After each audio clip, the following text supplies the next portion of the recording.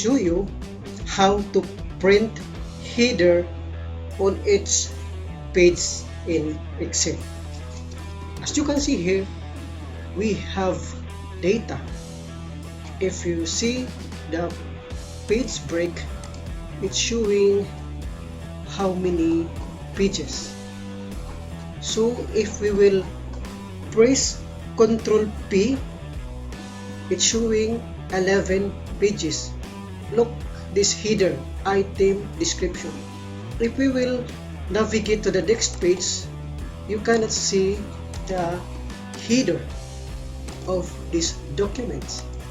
So if we will make manually, so of course we need to copy and paste each page. So it took time for us. So I will show you how to manage this issue.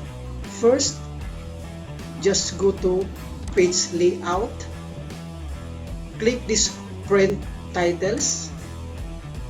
Look, rows to repeat at top. So just put our cursor here and select this first row and hit OK and finish. So we'll see. Ctrl P.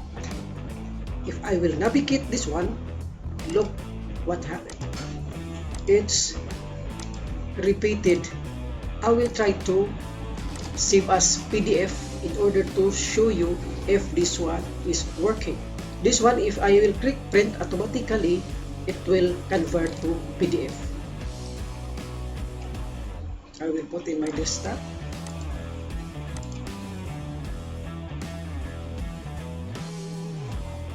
We'll check. Look, we have already header repeatedly on each page. Thank you.